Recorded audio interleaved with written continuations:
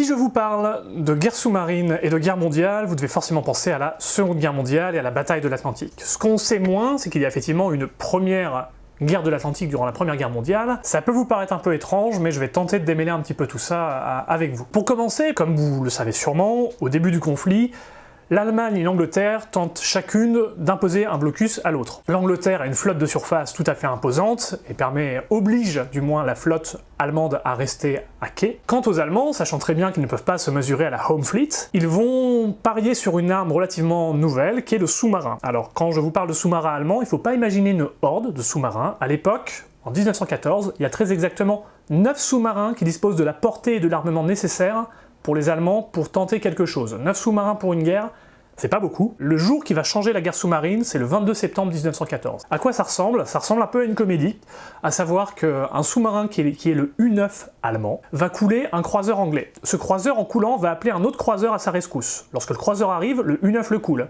Ce croiseur en coulant va appeler un autre croiseur à sa rescousse. Lorsqu'il arrive, le U-9 le coule.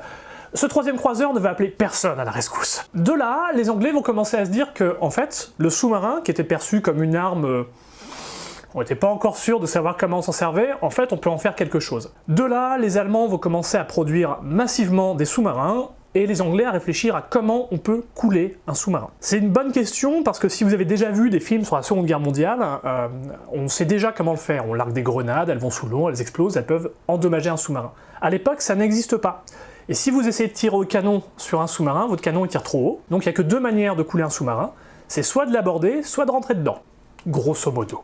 Après, effectivement, il existe d'autres méthodes, mais beaucoup plus difficiles. Le toucher au canon, ça demande vraiment un énorme coup de chance. Quand on pense à des capitaines de sous-marins allemands, il faut savoir, et puisque je pense que je m'adresse à des francophones et à des français, que la plus grande légende de toute l'histoire de la marine allemande était en fait un descendant de mercenaires français. Lothar von Arnaud de la Perrière, c'est quelqu'un qui n'avait pas envie d'aller dans les sous-marins, mais qui s'y retrouve affecté malgré lui. Et il va être à l'entraînement durant plusieurs années, et ce garçon va se retrouver lâché en mer à bord d'un sous-marin appelé le U-35 en 1916. Lorsqu'il est lâché, l'accueil à bord du U-35 est relativement froid. C'est un jeune homme, qui a simplement une expérience militaire assez limitée, qui n'est pas pratiqué lui-même la guerre, et il vient remplacer un capitaine. Sauf que quand il prend le commandement, son navire part pour 4 semaines en mer. Au bout de ces 4 semaines, on s'attend à ce qu'il ait coulé entre 6 et 7 bateaux. En fait, il en a coulé 23. Son équipage commence déjà à prendre confiance. Et là où on a vraiment affaire à une légende qui n'a jamais été battue aujourd'hui, c'est que entre juillet et août 1916,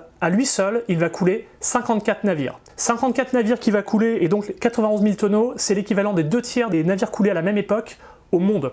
Tout camp confondu, seul, ce qui est quand même relativement raisonnable. Il faut ajouter autre chose, c'est que puisque les États-Unis risquent de rentrer en guerre et que von Arnaud de la Perrière a des principes, il refuse d'utiliser ses torpilles tant qu'il peut l'éviter, ce qui signifie qu'il fait surface et utilise son canon pour faire couler les navires après les avoir fait évacuer. Il est même arrivé qu'il distribue des cartes aux survivants et qu'il tracte leurs canots jusqu'à la côte la plus proche pour s'assurer que tout se passe bien pour eux.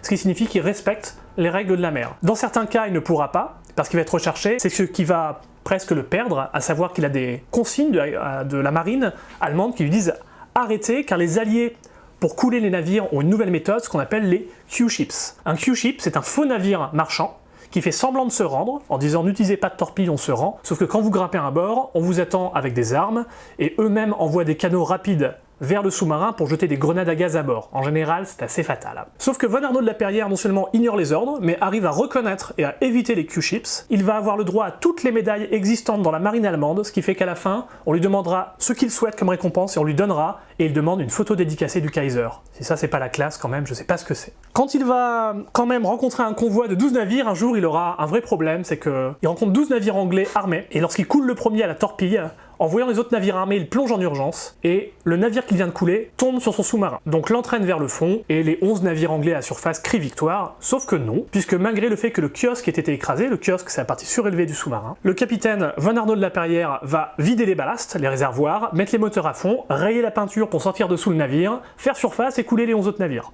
Ce qui est relativement honnête. Donc le capitaine, à la fin de la guerre, à lui seul aura coulé 194 navires, et l'équivalent donc de 454 000 tonneaux de marchandises. Pour votre information, le second plus grand capitaine de la marine allemande, la marine sous-marine, aura la moitié de ce record, et pourtant c'était durant la Seconde Guerre mondiale, avec des navires, des sous-marins plus efficaces et l'irrespect des lois de la guerre. Merci à vous, et puis j'espère que vous aurez envie de vous intéresser au sujet.